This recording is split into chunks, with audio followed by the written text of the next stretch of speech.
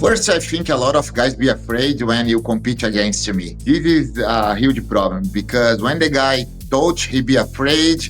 He use a lot of energy, and I use this a lot. The guys wanna be look like a friend before it starts the competition. Hey, it's a huge pleasure compete against you. No, I think this is not the right thing.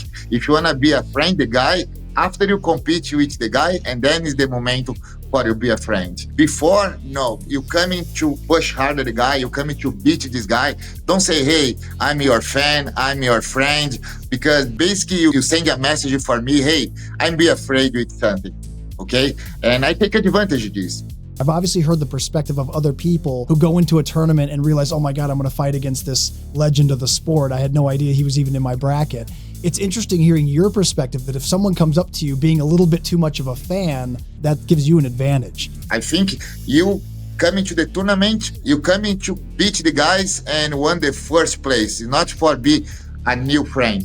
After the tournament, you cross the guy in the acai line or in the other spot. Hey, nice to meet you. This is different. But inside the warm-up area, when the guys coming to talk with you, I know these guys start to be afraid with something. This guy will be easy for me.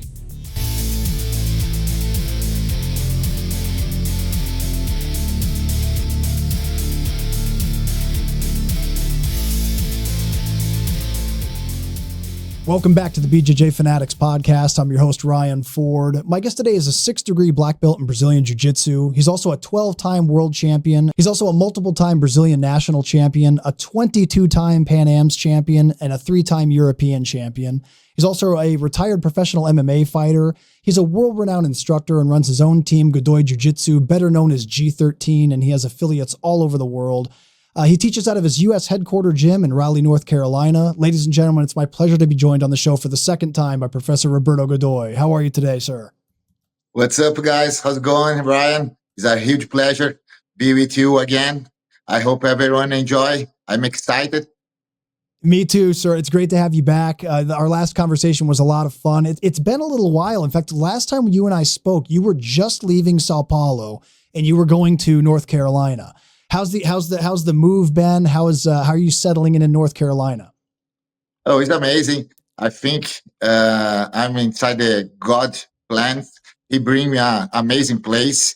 The people really take care, make me part of the family here. I'm happy here. My family is very happy here. My wife loves North Carolina. The weather is amazing. I have a lot of tough guys in this area. I'm so happy. We just keep work hard to increase our brand here, help the community with the BJJ. Each time more guys get inside the team, start to enjoy their lifestyle, start to improve their lives. This is my mission. This is my goal. I work with love, and that's it. I think the success is after you work with love and passion. That's outstanding. Well, I'm very excited for you. And I know you're opening more affiliates now across the Carolinas. It's very cool to see you growing fast already. But it's a huge difference between living in Sao Paulo and living in North Carolina. That's two very, very different worlds. I always tell people Sao Paulo, it's almost the size of 2 New York cities. It's the biggest city in all the Americas. Very, very dense, lots of bustling. It's what you'd expect in a big city. And then North Carolina is kind of the opposite. Of course, there are bigger cities in North Carolina, but in general, it's a much more laid back, kind of calmer lifestyle. Has that been weird for you at first? Like, have you gotten used to that already, or? Of course, if you compare São Paulo with Raleigh, look like a farmer here. 8 p.m. probably close all spots for Eugenia is completely different. But I think this difference help I have more discipline and increase my jiu-jitsu. Here is better for you keep with focus just in one thing. In São Paulo, you need to work in so many different things all day. You never stop 24/7. And here I can keep my mind in peace and think, hey, okay, now is the time to focus to the next tournament. Now is the time to focus to open another school. Everything have a price, and the price to live here is this. I have less people around me. The city, the town closed early, but I really love, and my family love here. This is the most important. The business keep growing, and we go ahead. That's excellent. Yeah, I could see where that the things closing at a certain time would be an adjustment too, because it's like a 24-hour city in Sao Paulo, but in North Carolina, it's things close at like 9, 10 o'clock, like a lot of the rest of the country. So that's awesome. Well, I'm happy you're enjoying it though. I'm happy that you like the kind of calmer pace and it allows you to focus a little bit more and be less distracted. So, and the results are speaking for themselves. I mean, you guys are already growing new locations and everything else. I was just talking to my old friend Bagels, a student of yours, John Telford. I had lunch with him while he was here. He was saying how much you're enjoying living there and how much everyone loves the team. So great to hear. Roberto, let me ask you a question. It's been really cool seeing you actively competing. In fact, you just had a phenomenal performance recently at Pan Am's. Congratulations on your, what was it, your 22nd title at Pan Am's. That's very, very cool to see. You've been competing for over 30 years in jiu-jitsu, and you've won almost everything there is to win. But you still have this drive to get out there and compete, which is very inspiring. I want to talk to you today about competing in the masters division, because we have a lot of people listening right now who are masters age athletes. In fact, me too. I turned 40 this year, so I'm right there with you guys. Most people who train over the age of 40 say they definitely feel a difference physically compared to when they were in their 20s or their 30s. Do you feel the same way, or do you feel that at this point in your career you feel better than ever? I feel better than ever. I feel, of course, some injuries. I feel some parts of my body because I trained so hard for so many years. I think my biggest problem is my injuries. But of course, nowadays I'm my best version. In the old times, I have the athleticism, I'm very strength, but I don't have the same knowledge and the same experience. Nowadays, I'm my best version. And I love compete, not because I just won a medals or titles, but I just keep learning. Another thing, I think when you have some commitment with some challenger, we take care more about us. We probably sleep better. I try eat better. I try train more, and basically I grow when I have some challenge. Doesn't matter if I win or I learning. This year I compete 5 tournaments, 10 gold medals. I won double gold in all 5 tournaments: Europeans, Panams, 2 Opens, more the worlds. I'm so happy, so excited. Have so many different parts of my game. I'm start to improve and start bringing new positions for the tournaments. I think it's not about just one match. I wanna one with relevance. I wanna show my positions really works. I love when my students go back Monday after the tournament to school and say, "Hey, you do in the tournament the same you show for us here in the school, the same positions. That's it. I will show the positions. I have 100% sure I teach my students the position. I have 100% sure it works because it don't make sense. I teaching something I don't have knowledge. I don't have the experience, and I know my game. At some parts, I'm a black belt. Other parts, maybe I'm a blue belt, and I just keep training to improve and try to find the balance. I think don't have best way for keep healthy with the age than challenge yourself. I think because this each time more you see the master sign to compete the tournaments, the biggest tournament in the world is the World Masters, and I think you keep growing because it's very important. I'm 51 now. My shape is better than a lot of guys with 30, 35. And what does that mean? Consistency is the key. Another day I was lift weight and some young guys coming, "Hey, you very jackety. What are you doing?" I don't do nothing. I do just the same thing for 14 years old until 51. That's it. And I have a passion also with the atmosphere, the tournament atmosphere. You know, the fights you happen, you see the bracket, everyone excited, everyone wanna be the first one, and this help I increase my level, and also I love show for my students. This is my lifestyle, and if I taught these guys every day in my school, I do this, they can do this too. You do have some injuries that have stacked up, and that's something that a lot of people deal with. Both people in the adults division and the masters division will have to work around injuries sometimes. Have you found that any of your injuries have reshaped your game? Like, have you had to change your game in any ways to adapt to injuries and not make them worse? Of course, this is part of the martial arts. Since the guys create martial arts, do you know the Ultimata? The Ultimata, why the guy created the Ultimata? Because he used the drop Seoinage a lot, and one day he hurts his leg, his knee. He can't more drop the knee on the ground, and then he developed the Ultimata to use the leg with a different way. Me too. I have some positions I know I can't resist. I need just accept. I need avoid hurt more my body. I have some limitations with the leverage in my shoulders, my wrists. I try change my game to don't feel too much, and also I keep work to improve my mobility, to improve these parts.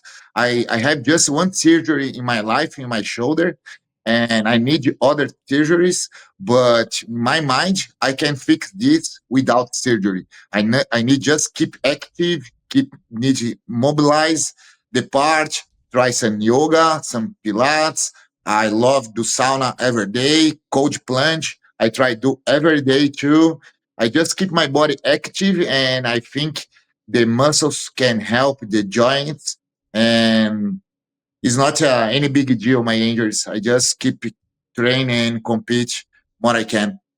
It really is a very fascinating thing about jujitsu that you can work or you can kind of customize your game to work around a problem.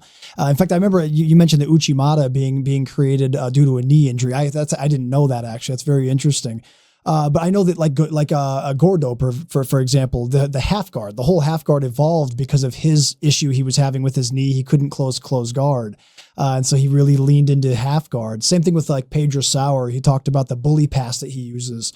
That came about because he had a shoulder problem. So it is interesting how sometimes an injury can be the starting point of a new evolution in your game. So it's nice to remember that when you're going through the throes of an injury. And it's also nice to know that there are options to work around when you have a problem with your body. So I agree with you because basically you have two options: or you stop to practice, or you found one way to keep practice and avoid the injury spot. That's it.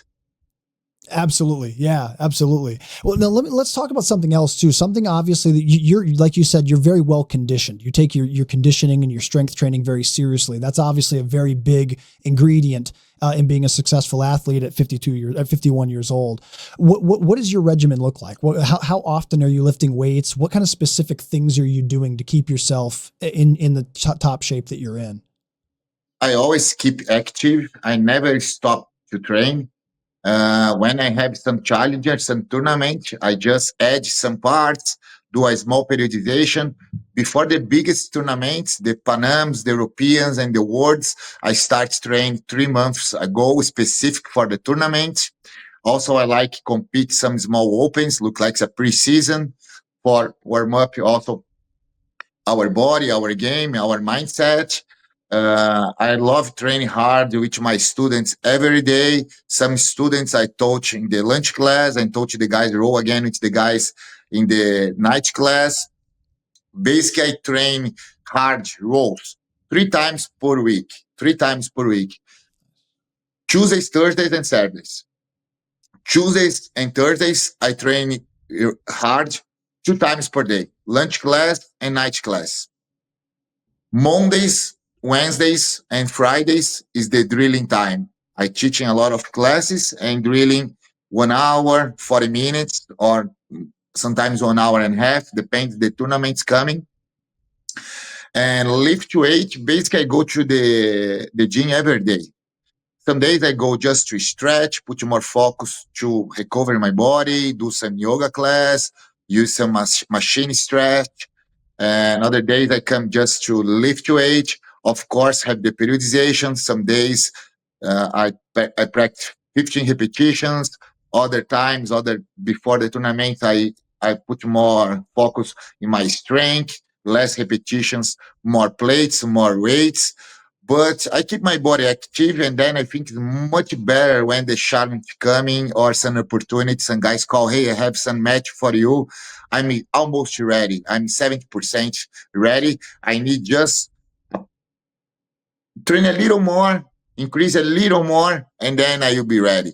I think if you stop to train, to restart everything is hard. I keep all year, maybe 70%, 80%, and then close the tournaments. I add some more stuffs. I eat some better things. Sometimes most part of the times I need to win weight because more I train, I lose my weight.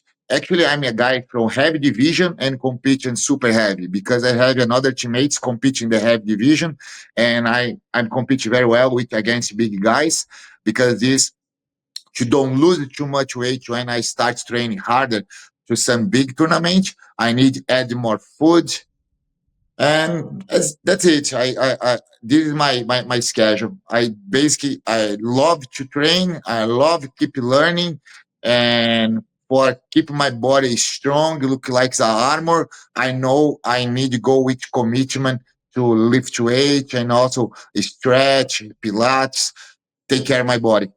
Another topic that comes up a lot of times, and again, not just for Masters division, but for everyone, is that you're in great shape. You get out there to compete, and after your first match, you're just dying. You're like, oh my God, I used all my energy. I still have several more matches. What now? Right. And that happens even when we're in good shape. That can happen to people if they don't know how to pace themselves correctly. So I'd like to talk to you about that topic. Tell us about what you do in a match to pace yourself and preserve your energy so that you know that you can give your very best in the last match as you do in the first. I think you need to be selfish. You need to play your game. Don't play the game of the guy. I try getting inside and submit my opponent as fast as I can. I think the first match is very important for understanding how the all tournament UB works for me. I put 100% focus to be a easy fight. The first match, I try don't fight his game, bring him for my game and beat him as fast as I can.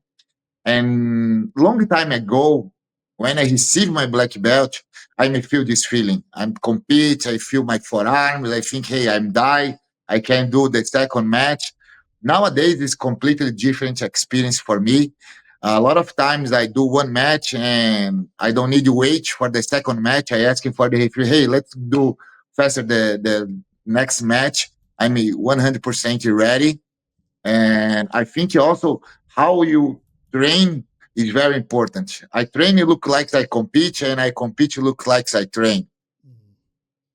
Every day when I touch my students, have some days you come in just to drilling, but when you come into roll, I come into roll. We roll hard, tough, 1 minute between one roll and each roll. Every time lunch class, I do 7 rolls, 8 rolls, and then I go back afternoon, my 7, 8, another 7, 8 rolls.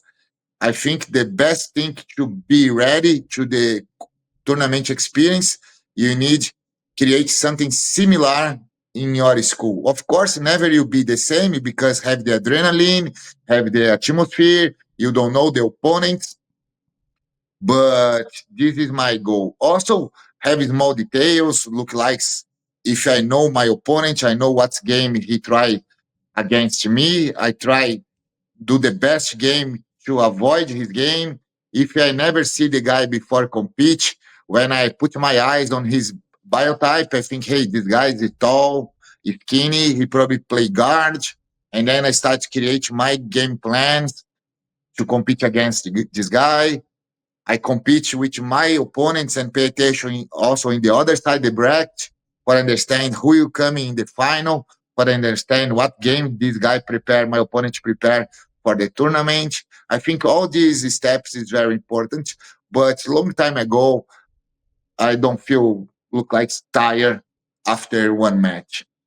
You've learned how to pace yourself. That's something that is very valuable for people to hear, because I think a lot of people, the adrenaline's up and you're ready to go, and then you're out there and all of a sudden it's like, oh man, I'm burning all my strength and energy. So it's good to know how to do that. I appreciate you sharing that. What do you like to do between matches to recover? Like, describe to me some of the things that have been most effective for you to recover between matches when you're at a tournament. I don't do nothing. I just put my headphone, keep it my focus, keeping my eyes in my opponent. I think the main part is before they warm up, before it starts the match. If my match starts maybe 10 a.m., I arrive 8 a.m. I need 2 hours because I told you I have a few injuries on my body. It's very important I warm up my body very well, and I need the feeling look like if I was in my school and did 3 rows, 3 or 4 rows. After 3 or 4 rows in my school, I feel completely hot and ready for any challenger. And I try do the same in the day the tournament. I don't like also the warm up area. I don't like keep together with the other competitors. I go in one separate spot. I start to do my warm up. First, I start my stretch, my routine, very slow, and then I start warm up a little harder, a little fast. I like put my hoodie, and then I start sweat a lot, and then I have some partner. I start to do my drilling. I start do one small roll, and then after I take I pass the towel, put my gi, and then when I go to the warm up area, I'm ready. And then I go to compete. After I compete, I go back to warm up area and just keep my focus in my mind, in my positions, and what I need to do. I know I have a strong mindset. My body is ready to do the right thinking, the right momentum, just listen my music for keep motivated, and that's it. I don't do nothing special between the fight. I just keep tuned in my opponents how works the bracket, because sometimes you think, hey, my next opponent is Ryan, but then Ryan lose coming a different guy, and I prepare everything against Ryan. I need to change, fix some things, but that's it. Basically, the most important part for me is the warm up before it starts compete. After it starts compete, after my first match do very well, I submit the guy faster and don't expend too much energy. Probably all my tournament, it works. You'll be good. That's outstanding. Yeah. So it sounds like most of the work is done up front then in the warm up. The warm up seems like it's everything. And that's why you show up Yeah. 2 hours ahead of time. That's a lot of time to show up ahead of time. Usually people like to spend like 30 minutes or so warming up. 2 hours makes sure that you are ready. So that's very intelligent that you do that. Roberto, obviously you don't spend 30 years in jiu-jitsu competing and winning 12 world championships and 22 Pan Am's championships without having really good tactics. Tactics is obviously something very important. I'm sure you've collected a lot of great ones along the way. We're talking about preserving energy and using our energy efficiently. What are some of the best tricks that you've learned over the last 30 years in tournaments to drain your opponent's energy, to make them use their energy foolishly? Oh, do you have any tips or tricks that you like to use that you can share with us? Yeah. First, I think a lot of guys be afraid when you compete against me. This is a huge problem because when the guy touch, he be afraid. He use a lot of energy, and I use this a lot. The guys wanna be look like a friend before it starts the competition. Hey, it's a huge pleasure compete against you. No, I think this is not the right thing. If you wanna be a friend, the guy after you compete with the guy, and then is the momentum for you be a friend. Before, no, you coming to push harder the guy, you coming to beat this guy. Don't say, hey, I'm your fan, I'm your friend, because basically you give me, you send a message for me, hey, I'm be afraid with something. Okay. And I take advantage of this.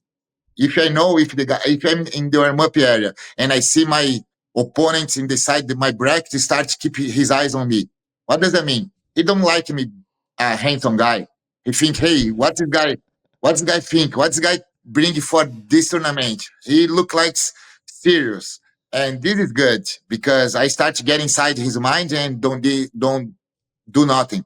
Okay, he starts to create a monster on his mind.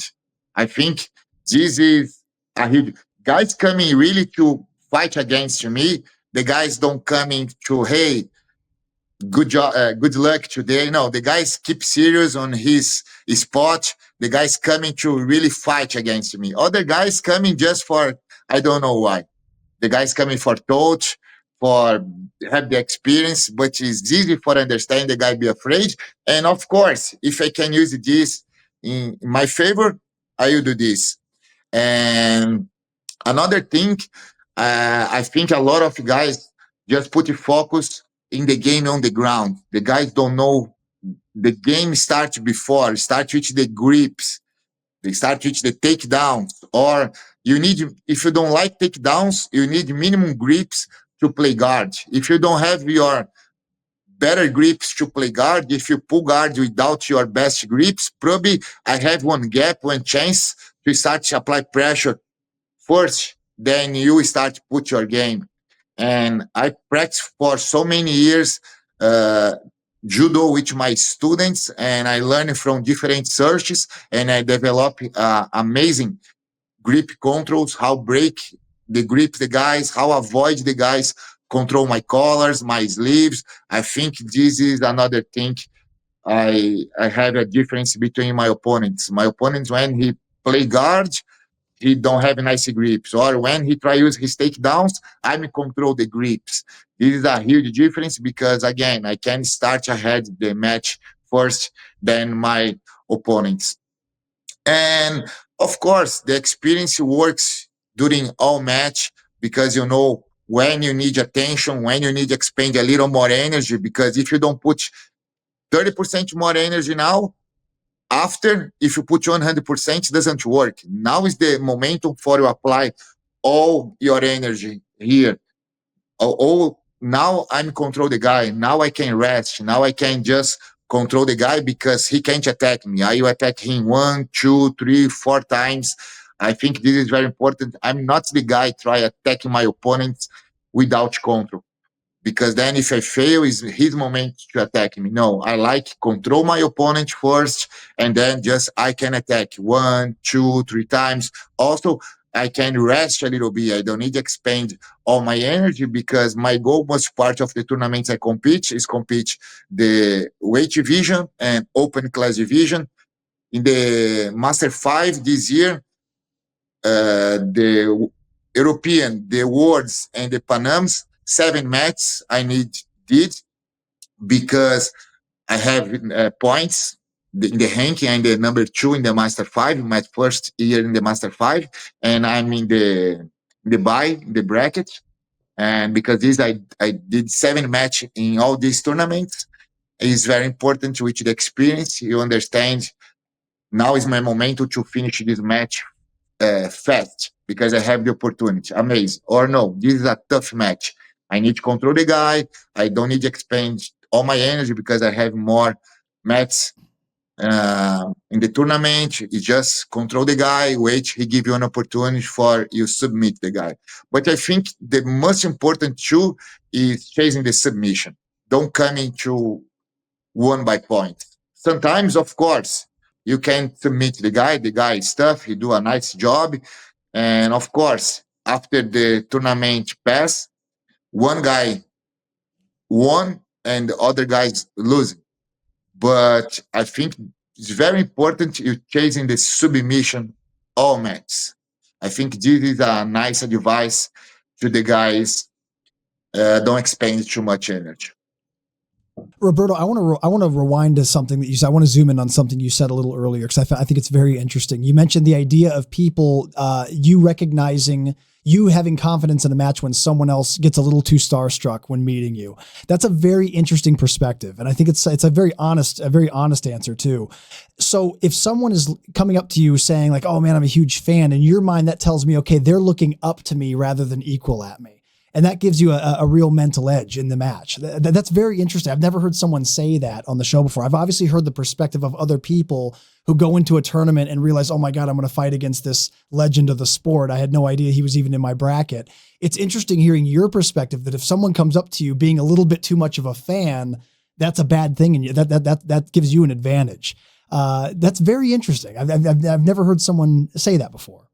Yeah, most part of these guys when coming and try shake my hands before the tournaments or inside the warm-up area. I think inside the warm-up area is not the spot for you do a friendship, a new friend. I think you come into the tournament to beat all the other guys. You have a, a purpose. Purpose. A purpose. Yeah. Yes, you coming to beat the guys and won the first place, not for be a new friend. After the tournament or before the tournament, when I say before the tournament, maybe one day before you compete against the guy, you cross the guy in the SI line or in the other spot. Hey, nice to meet you. You compete tomorrow. This is different. But inside the warm up area, when the guys coming to talk with you, had 1 million guys for he ask about something. He coming to ask specific for you, or you see the guys keep his eyes on you all time when you just keep warm up in the area. I know these guys start to be afraid with something. Toughest guys never keep cross his eyes with me. He keep with his focus. He put his headphone. He just, hey, I know what I need to do. I coming to beat this guy. This guy will be easy for me. He don't try to do a friends on the day. Hey, it's a huge pleasure. No, you just come in and try. Hey, push one each other more harder you can inside the match. And this is a mental game. When I start to see my opponents do this, I think, hey, this guy will be an easy target for me. That's great. That's really cool. I like that. Let me ask you this. When you were coming up in competition, did you ever find yourself across the mat from someone that you idolized? Like, did someone's like, did you ever have a moment where you're like, oh my God, I'm fighting this guy. I can't believe it. Or did you always have that mindset of, I don't care whether or not this guy's famous or whether or not he's good, I'm going to beat him today? No, of course. Uh, everyone at some point, you pass for this. Everyone, you see one guy when they are purple belt and one day he will compete against this guy proby. And when I started jiu-jitsu, happened this a lot with me.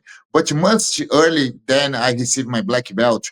When I was blue belt, I have one it's not a problem, but with my old professor, Marcelo Bering, and was me, Marcelo, and my old professor, Andy Marcelo, Valdomiro Perez Jr., and Marcelo hears something about someone told bad things about him in the gym, and he think was me.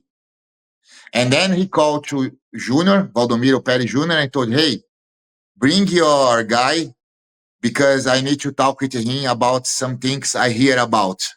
He told against me. And Junior called me, hey, what's happened? I told him, don't happens nothing. He told, hey, coming because Marcelo wanna talk with me and you. And then we meet Marcelo, and Marcelo starts to drive his car and he starts thinks a lot. He starts told talk a lot of things to Junior and more with me. Junior sits beside Marcelo. Marcelo drive and Junior sits beside, and I'm sitting in the back seat. And Marcelo drive and talk to me a lot of things. Hey, do you think it's easy live and work with BJJ? You don't know nothing. I was purple belt in this time. The first year I received my purple belt, and he told, "Hey, you don't know nothing. Be a BJJ fighter is tough. Your jiu-jitsu is very poor." He just started put me down. And he told, hey, you say something about my person, and today you learning a tough lesson, okay? You fight against the toughest guy under the Gracie family. This guy born to coming after Hickson. He will protect the Gracie family when Hickson stop to fighting.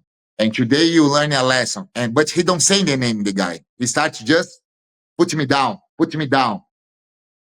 He just say, hey, you don't know nothing, and this guy is the king. This guy is a Gracie family, and in the old times don't have cell phone. And then he stop in one place to call for a public phone to this guy. Hey, be ready because I will catch you for the fight against Roberto.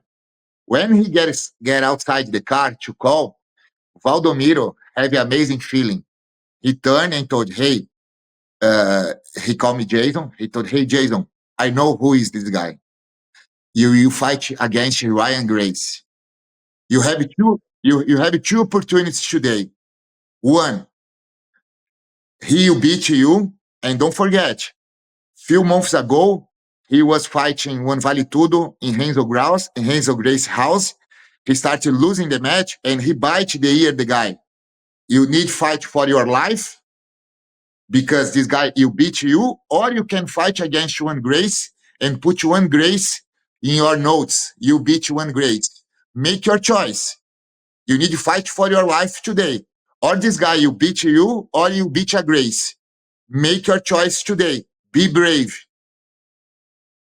This starts much earlier than the black belt, the challengers. Nowadays, you don't see more this because look like illegal, is bullying, but all these steps helps make I be this person nowadays. All these steps, all these pressures I receive during all my journey helps I will be the guy confident in myself nowadays. Wow. Yes, you were forged. You were forged to be ready to take on whoever. What was the result of the High and Gracie fight? Did you guys end up? And then you go pick up Ryan. You sit me and Ryan in the back seat. But when Ryan get inside the car, I turn face him, look like if I play guard, and his seat facing me, look like both play guard, not face the front window. And you go until the place, have the guy listen. Uh, Marcelo think I told bad things about him. When you arrive in the spot, I recognize the guy. The guy is a boxer. He have boxer fights, and the jiu-jitsu and boxing is closer in the school. And Marcelo told, hey, get out everyone the car, because now the guy you say the bad things you told about me, and you and Ryan you fight against you.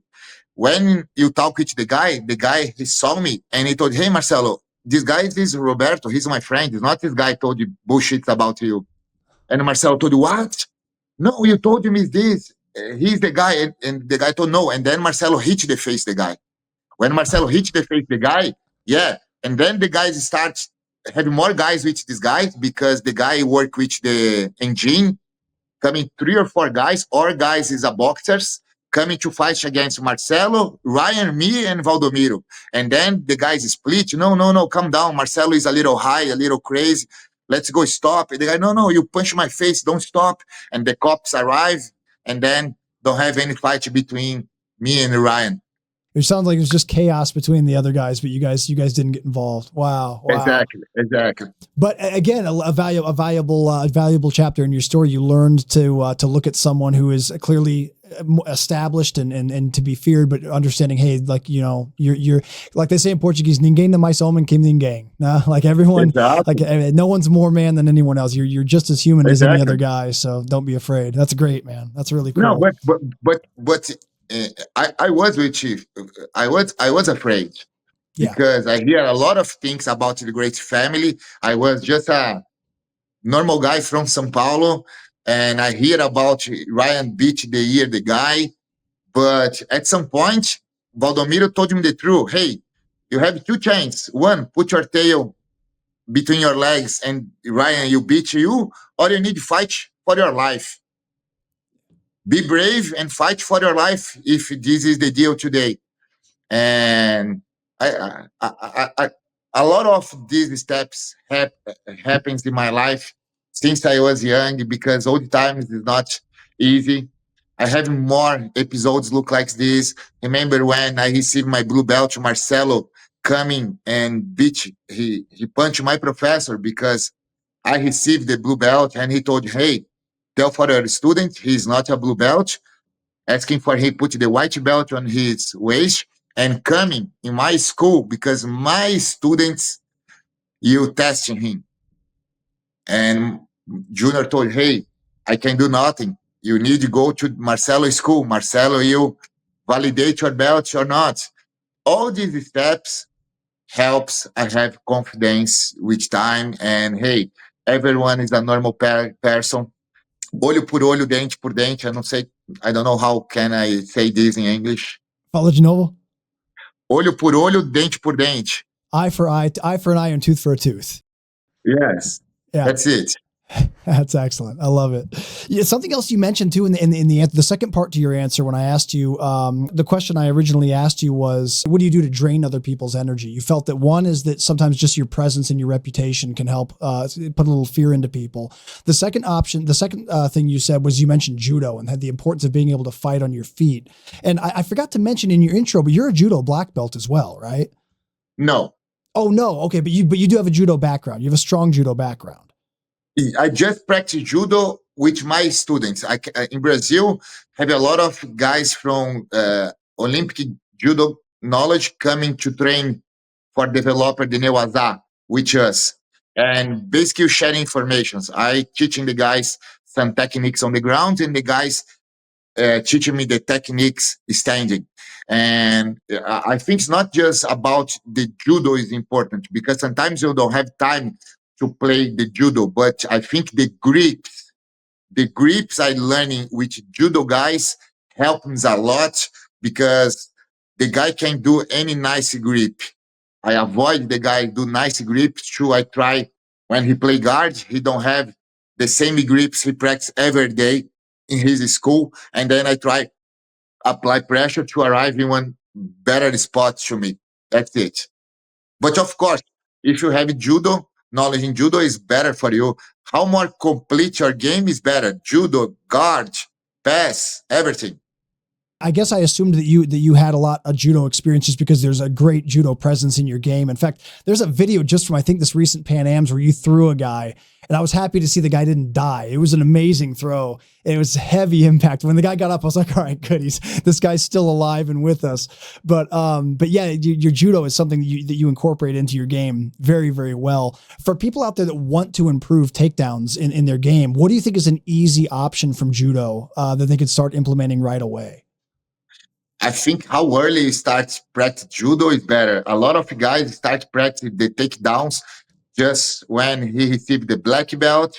The guy just knows single and double legs. It's harder. If you will have the background in wrestler when you was young, amazing. Probably having nice double and single legs. But if you know why you wait until receive the brown belt, black belt to start develop and increase your game standing. How early you start practice is better. Also, I in my mind have some schools don't have inside their methodology how teaching the students from the white belt. You need balance in the game. Why you teaching just the guys from guard? Why you start the roles from knees on the ground? My school never starts the roles from the knees on the ground. It starts from standing. Look like the official fight starts. Inside our methodology, we have during the year the specific flows for the students start to develop the grip control, the takedowns, not just double leg and single legs. Maybe the first takedowns is amazing, single and doubles for the students start understand.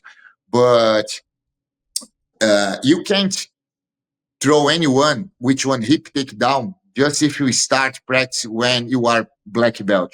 Doesn't matter if you are white belt and you don't have the chance, you don't see the momentum to apply one hip takedown right. You need to start develop how loose the hip. You start using the the hip mobility. You start practice when you was white belt, blue belt, purple belt. Doesn't matter if you use the hip takedown in your game, but you start to improve. And then when with more time, probably when you start practicing more the hip takedowns, you'll be success. Why? Because for so many time you practice the hip movement. Maybe the first easier takedowns with less risk is the foot sweep takedown, but also it's not easier understand the right momentum for catch the leg, for don't kick the guy look like a Muay Thai kick, for you sweep the guy very smoothly. Uh, it, For be a nice black belt, a good black belt with a strong game on top, basically you need developer from white. And then after few years, you'll be a nice game on top. Doesn't matter if when you are a white belt, the positions doesn't work because maybe it's not the momentum. You just keep improve, develop your muscle memory, you start to understand because a lot of these foot sweeps I learned when I was white belt and never works when I was white belt. When I was blue belt, when I was purple belt, but then when I was brown belt, with few years practicing, it start to make sense. Start to connect one time, other time fail, and then I understand. Okay, why works the first time and the second time fail? I need to improve this momentum. And other thing very important is drilling. Drilling for the takedowns is very not just for the takedown. I'm a huge fan to drilling. I drilling a lot. Okay. And I think the guys practice 10 times hip takedown and think, hey, I'm ready. Are you ready for what?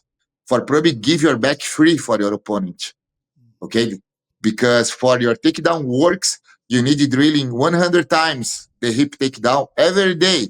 And then after 5 years, 6 years, maybe you start throw the first guys.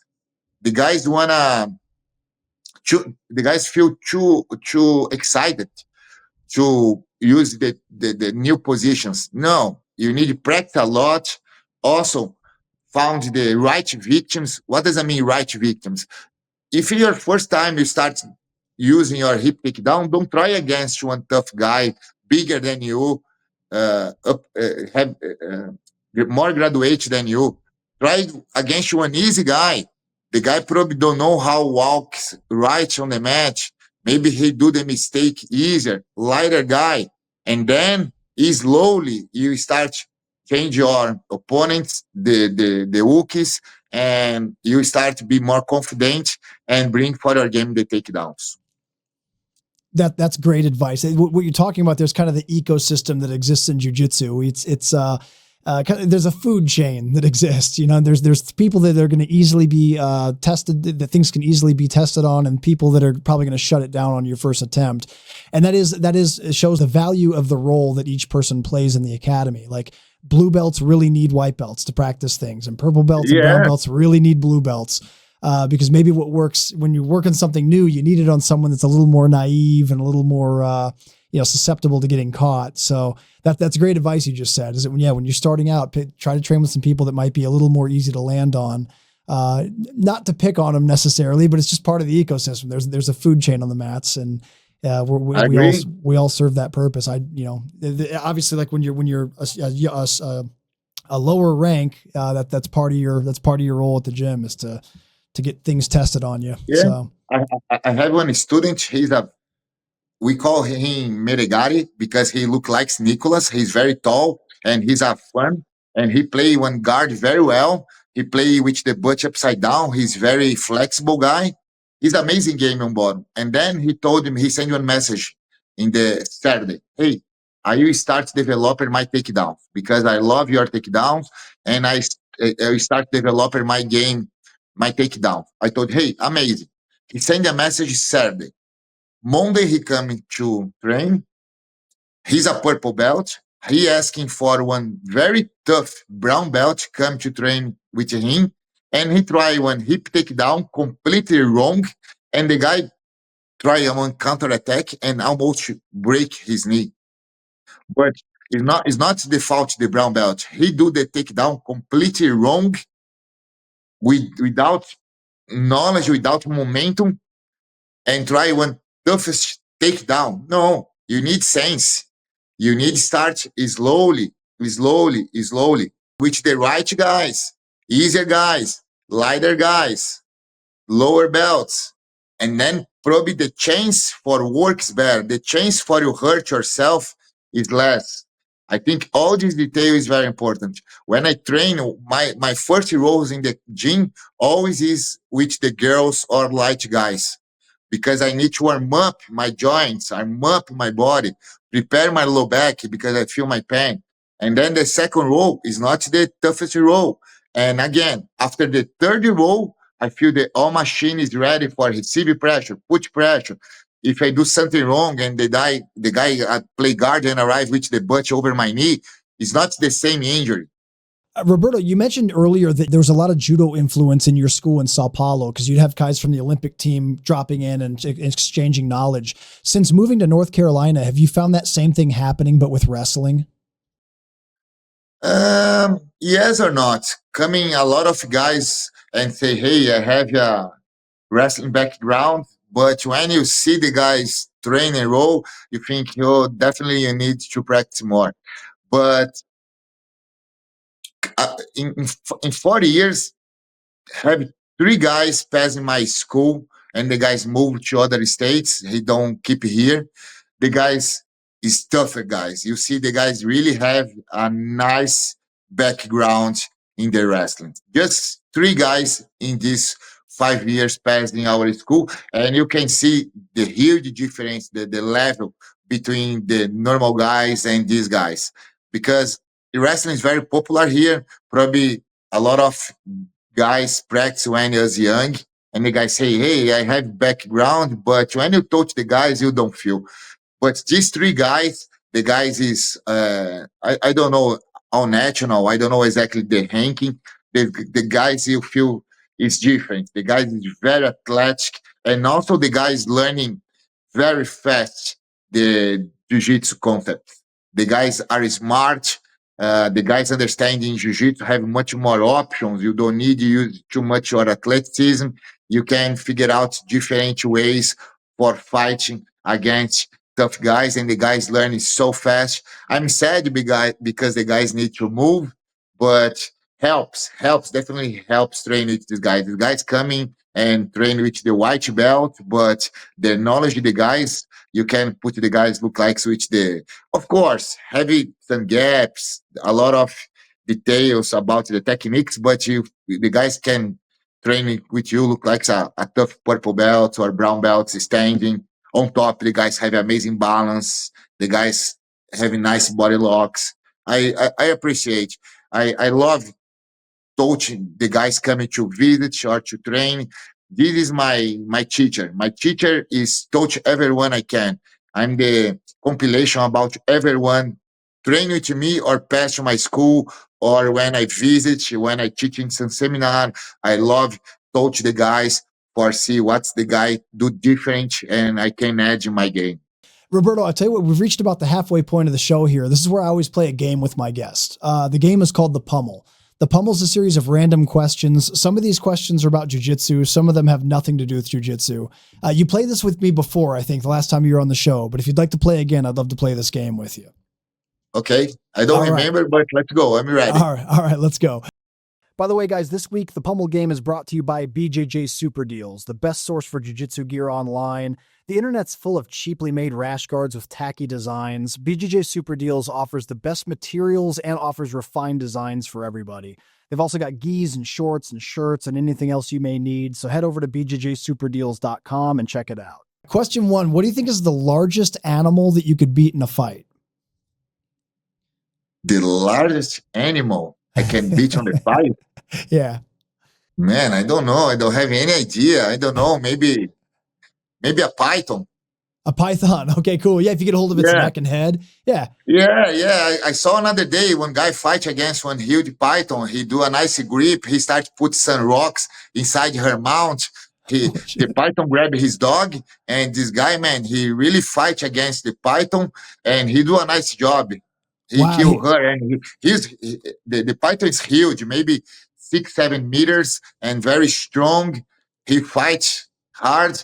I think I can do this because he fights with a purpose. He fights to protect his pet, and I will do the same for protect my pet, of course. Absolutely. Well, yeah. Plus, you got the jujitsu grips. You got the lifelong jujitsu grips. Yeah, yeah. This is just some. Constrict, pressure, keep the pressure. That's excellent. I love that. I love that. If you found a genie lamp and you could have 3 wishes, what 3 wishes would you choose? Oh man, tough. Okay, first, are you asking for never lose my parents? Because Ah, my parents is the most important thing on my life. Second, health, because I think it doesn't matter success, money. If you don't have health, you don't have nothing. And third one, probably wisdom. Roberto, have you ever had a supernatural experience? Have you ever, do you think you ever saw a ghost or an alien or anything like that? No, I'm a normal guy. I think I need work for pay my bills tomorrow. I don't spend too much time with these things on my mind. But of course, we are very small inside the universe. We don't know nothing. I think have so many questions about the human. I'm a Catholic. Have the I believe in the life after here, but you also sometimes I think, hey, maybe not. Maybe you go just under the the The the, ground. the ground, and the worms coming and eat everything and nothing more. Because this I just try enjoy my life day after day better I can with my family, my friends, and what it is. Do you have any tattoos? And if so, what's your favorite tattoo? Oh, I have a lot of tattoos. I think the I have one tattoo with my wife and have the birthday of my mom and my dad. This is the most important tattoos for me because the other tattoos I just do because I want, don't have any significance. What is a secret talent that you have that people might not know? I'm a high level fisherman. Oh yeah, you fish. Okay, cool, cool, nice. What kind of fishing do you do? All kinds, rivers, saltwater, deep water, surf fishing. Jiu-jitsu I'm learning, but fishing I'm a master. Be careful. That's where the mastery lies. I love it. Yeah, Have you done any good fishing in North Carolina? There's great fishing up there. yeah. I love it here. I fishing a lot of sharks from the shore. Have one place here. The name is Outer Banks. The It's Outer a very Banks, yeah. famous, yeah, it's a very famous place. Have the hedge drum, Spanish mackerel, a lot of kinds. The nice fish. Have it, tuna very close to the shore here. Nice. But I love camping and camping, drive my truck on the beach, and shark fishing is amazing. In Brazil, you can't fishing shark from the shore. Don't have it, sharks close the shore. And here have a lot, and I really love. I have a specific drone to drop the big bites outside the shore. You put the bite half mile, 1 mile from the shore, and you can fishing huge sharks. I really love. Wow. So you're saying you use a drone to fly the bait out there to drop your line into Yeah, the water? yeah, Oh, because that's awesome. the bait is so huge for your casting. You put the drone can load more the almost 4 kilos and drop the bite 1 mile from the shore. You have much more Wow. chance. Is easier. That's amazing. Yeah, you can probably also, if the water's clear enough, you can probably see sharks if they're close to the Yeah, surface of too. course. Yep. That's Yeah, amazing. That's really I cool. don't spend too much time to see the sharks, but have the 4K camera. You can, if the water is clear, of course, you can see everything. That's so cool. Wow, that's awesome. That's really cool. Besides fishing and jujitsu, what's something you wish you could be even better at? I'm a guy with a discipline. Doesn't matter what I doing. I think, hey, this is my time for do this. I will keep train, keep with discipline. Doesn't matter how long I need. I think discipline and commitment is my one of the best thing in my life I can do. Mm, I can do everything. I can do everything, but I don't have too much hobbies because I practice jiu-jitsu from Monday to Monday almost every week. When I have some gap, I really enjoy go to the beach and enjoy the outdoor life. And if I need to do some new sport, I like skateboard. I have Ah, some, yeah, I like, but I don't hide too much because another day almost I break my both wrists. I just try hide a little bit and nothing too crazy. But when I was young, I love skate. I compete some tournaments. Oh, that's awesome. Yeah, skating is something I really enjoy too. I'm with you though. One thing it's always in the back of my mind when I skateboard is, okay, am I going to blow my knee out and then not be able to train jujitsu? Like for me, I have to be able to go back to jujitsu the next day. So I'm selective now, or I'm at least a little anxious about certain things that could take me away from jujitsu. So, yeah, I understand where you're coming from. What do you think is your favorite bad food to eat? Favorite junk food? I love everything sweet. I can't eat one because if you eat one, I eat all package. I say for my wife, hey, please don't buy, avoid this during the week. But again, I'm very disciplined guy. When I have some focus, doesn't matter if have in my home or no, I keep it to my focus. I don't I don't eat, but I love cakes, mm, all kind chocolates, all desserts I love. That's great. What's your most hated food? What's something you cannot eat no matter what? I'm not a huge fan for vegetables, salads. I'm not a green guy. Okay. Yeah. Yeah. I eat because I need, but I don't feel hey I miss. No, no, definitely no. You resentfully eat your vegetables. That's at least you eat them though. That's good. At least you eat them. That's good. What do you think is your biggest phobia?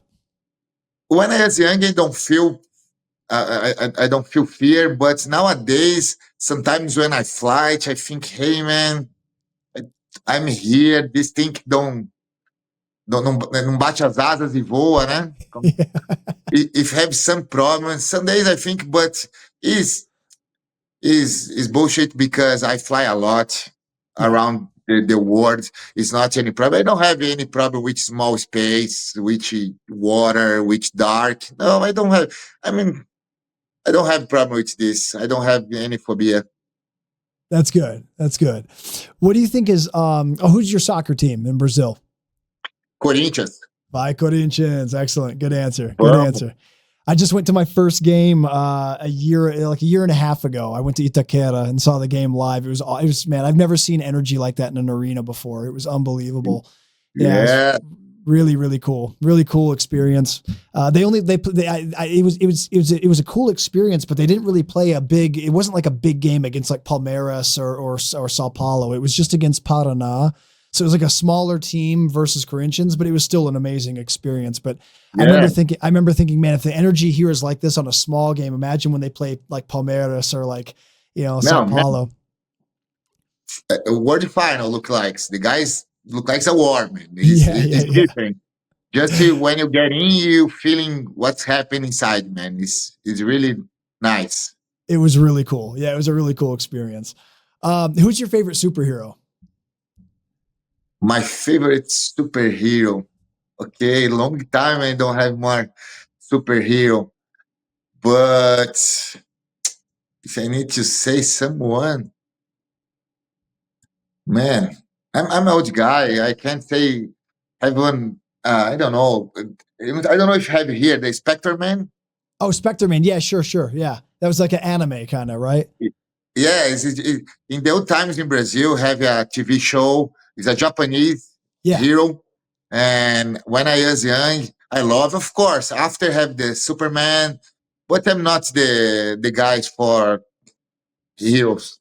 No, yeah. Not really into it. Well, here, let me ask you no. this: if you could have a superpower, what superpower would you want to have? Oh man, it's too tough because I need think with calm. I don't know what's the superpower.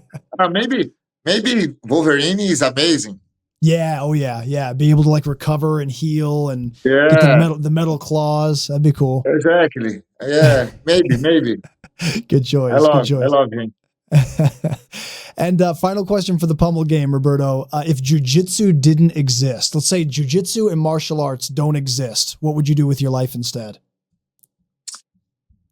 I don't know. Jiu-Jitsu is part of my life since I was young, but my older brothers practiced martial arts before me. And before I started Jiu-Jitsu, I practiced a little bit judo, capoeira, Muay Thai, Probably you practice a different martial arts. I'm starting to practice martial arts because in my neighbor it's very normal, have a lot of gangs. The guys like fighting a lot on the streets. And I basically learning to protect myself. And because I enjoy fighting on the street against these guys.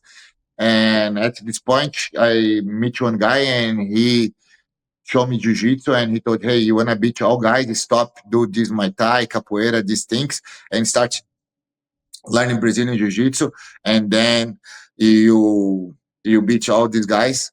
Probably I will do a different martial arts, I think so, or I will do something with the outdoor lifestyle. I love fishing. I love fishing river. I have one student. He have one hotel boat in Amazon River for a few years, long time ago. I think maybe I open one hotel just specific for the fishermen's coming. I don't know, or fishing or other martial arts. I think so. What neighborhood did you grow up in? I grow in the South Zone. The the name the neighbor is Cidade Ademar. Cidade Is a Ademar. yes, it's a poor place. Don't have asfalto na rua, no pavements on the street when I was young. Have a lot of kids together, a lot of gangs. The guys have the in my neighbor when I was young, just pipa. I don't know how to say pipa. Do you know pipa? Yeah, kite. Yeah, this, yeah, e balão. Eles soltavam um balão, e daí quando o balão ia cair, tinha aquela corrida maluca que tinha briga, tinha até tiro, para ver quem pegava as peças do balão, a tocha do balão. O balão caía em cima das casas, invadia as casas, pulavam os muros. Wow. So there'd be a balloon that would fly up, it would pop, and everyone would fight to try to catch the pieces. Yes, yes, exactly.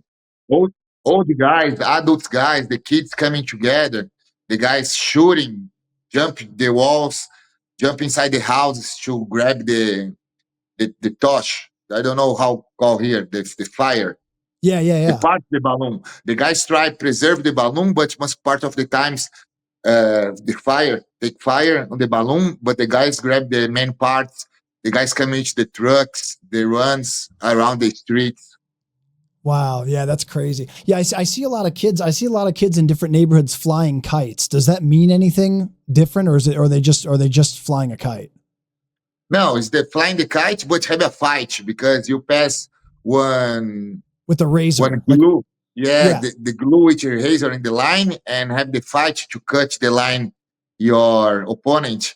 And in fancy neighbors, the guys don't play kite, don't play balloon, nothing this. The guys play video game. In the poor place when I was young, have the balloon, the kites, and the peon. This is the basically the difference. yeah, yeah. So for the listeners out there, there's what they do is they'll have these kites that kids make, and they tie like razor blade, and like they put certain types of glue on the string that can cut, and it's like abrasive. So then they'll use these kites to battle each other, and so whoever's line gets cut, basically you lose, and it can sometimes turn into brawls and stuff. Just like a pickup basketball game that goes sideways, and people get into fights over games and stuff sometimes. Yeah. So. Yeah, that's very interesting. Well, Roberto, that was the final question for the Pummel game. Congratulations, you win. You got your double underhooks.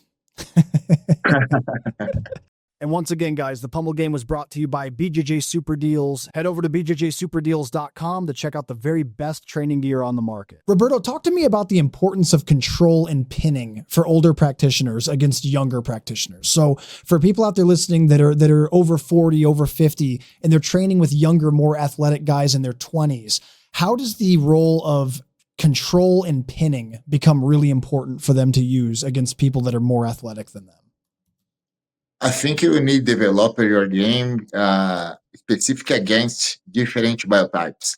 I have some purple belts, very athletic with knowledge in jiu-jitsu. I can't do a mistake when I train with these guys because if I do one mistake, the guy starts chasing my back. I never see more his face. He just try attack my back all time. I try do some game to don't keep this guy free to try lock and control, and then I can use my strength and my knowledge and experience against these guys. I think this is the deal. you develop one specific game for different specific biotypes. Always when I train with one guy, I know, hey, this guy is try play open guards with me. Oh, this guy is very flexible. Maybe stuff I pass this guard and arrive right on the side control. Maybe it's better for me arrive first on the half guard, control the underhooks, control the guy, don't give space to the guy, and then slowly inch by inch I pass and arrive on side control.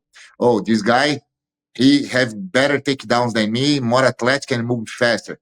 Maybe it's the moment to develop the half guard. You pull the guy to half guard, control the guy can't disengage more. I think behind the difficulties, all have you a nice chance for a developer a different kind of the game. Maybe the half guard is not my main game to the tournaments, but for this guy specific is better and help. I know if I need one day compete one guy look like this guy, help. I have one experience before. Probably everyone having your own school, one guy look like tough guy.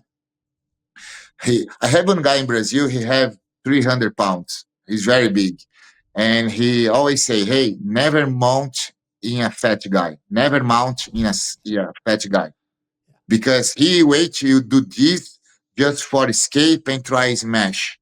And when he starts to do this and say this coach for everyone, I think, hey, no make sense this. And then one day I was competing with one guy looked like him, and I remember, hey, never mount in one fat guy. And of course, I avoid the mount with the guy. Work on side control. Neon Belly is much better. He can escape. And why I do this? Because I have the experience before. I think these scenarios inside our school is very important for you develop your game and develop also your skills. What game is very important, guys. I practice a lot of times my main game to the tournament, but when I arrive in the tournament, I can do my main game because the guy I think you win, lose. The guy I think my takedowns you works, I fail. I need adapted my game. And how I can adapt that? Just because I taught these different games before in my school and develop for each kind of this game, one specific game work with these guys. You talked about the importance of a good side control, especially against people bigger and stronger than you. Obviously, that's a really effective position for control and pinning. What do you think are some of the big mistakes you see people make from side control that cause people to escape the position? What are some common things that people can do to make their side control better? I love you work with the side control. I saw another day one black belt. He talk about he think it's wrong. The people don't love mount and back take. I love the mount and back take, but it's not my best positions to attack the guys. I love much more than the back take work on top the turtle or when the guy try recover his guard. He give much more opportunity and gap than specific when sometimes I attack his back. The same the mount. The mount, I love control the guys, the mount, but I feel much more comfortable when I work in the side control, north south, neon belly. I think it's easier for I attack my opponent because when he tries escape, he opens some gaps for me. I think about the side control, the guys need keeping his mind basic or the guy try recover his guard or move to the turtle. You need basic control for avoid he recover the guard. You need to control the hip line. This is very important.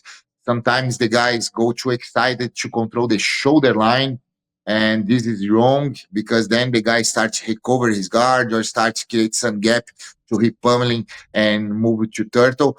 I think more focus when you are on the side control to control the hip line than the shoulder line. Also control the guy flat. Have a few details around the side control, but I think for the lower belts, put more focus to control first the hip line and then slowly you climb to control the shoulder line. Then too excited for coming from guard pass and arrive right over the shoulder line. have a huge gap you need to understand between the legs and the shoulder. That's it. That's excellent. Well, guys, listen, obviously the side control position is a position that is fundamental to jiu-jitsu. It's something that you're going to need to master, whether you're a white belt or whether you're already an advanced player. You got one of the very best in the world here, laying out his game at bjjfanatics.com. He's got an instructional. It's one of our best sellers. It's called Godoi Side Control System, and it's available right now at bjjfanatics.com. So go check it out because he gives some great details, not only on pinning and control, but also how to finish someone from side control. And Roberto, you also just recorded, it's not on the website at the moment, but you also just recorded a brand new one about sit-up open guard, which is another big part of your game. So you guys have your eyes on the website for that one as well, because that's going to be dropping soon also. And the Godoi choke. Actually, the Godoi choke is another one you just filmed. You just filmed 2 instructionals like back-to-back with us up at the studio. So you guys keep your eyes on all 3 of these. Godoi side control system, sit-up open guard instructional, and then the Godoi choke, which will all be available at bjjfanatics.com very soon. Professor, in closing, what are some of your major goals for 2026? 2025 is almost over, but Roberto, what are some of your major goals for 2026? My major goal is keep inspire the people with jiu-jitsu, improve their lives, increase our brand here in the United States and around the world. Also, I will keep compete. I have a focus to open more 2 schools here in North Carolina next year. More guys coming from Brazil to help us. More Americans look like John joined with us because the guys start to feel our school have a legitimate inside the BJJ scene. More guys coming to compete, to enjoy the lifestyle. The guys understand don't have shortcuts in jiu-jitsu, but also you can challenge yourself and help you improve your game faster. I'm just happy and with all community in this area. Each time more we spread the Jitter Team name around the world. And that's it. The game is keep hustle, keep training hard, keep improve my game, improve our brand, inspire the people, bring more people with the same dream together. And if I help the dream everyone, is a pleasure because all these guys is inside my dream. And that's it. Well, folks, unfortunately, we're fresh out of time. Roberto, it is always a pleasure to get to talk to you, sir. I appreciate you sharing all your knowledge on the show. It's always fun chatting with you, and you're welcome back on the show anytime you'd like to come back. Guys, always a pleasure to be here with you. Ryan, thank you so much. I love the podcast with you. Congrats for your great job here. Guys, don't miss, keep tuned. See my videos, watch my videos. I sharing my best positions I used this year in my all tournaments. The Godoi choke works 3 times in the best tournaments in the world. I'm excited to 2026, and that's it. See you soon, guys. Excellent. Well, Professor, I really look forward to the next one. Thank you so much. And yeah, guys, as he said, he's got 3 instructionals that are on the platform now at bjjfanatics.com. It's the Godoi side control system, which we talked about a little bit in depth today. He's also got the sit-up open guard, and he's also got the Godoi choke, which he's used 3 times in major tournaments just this year alone. So head over to bjjfanatics.com and get that knowledge. If you guys want to keep up with Roberto, it's easy to do so. He's active on Facebook. You can find him there. He's also on Instagram. His Instagram handle is rgodoi13. His website is g13usa.com. Guys, if you're ever traveling through Raleigh, North Carolina, and you want to get some good training in, this is one of the best places in the world to drop in and train.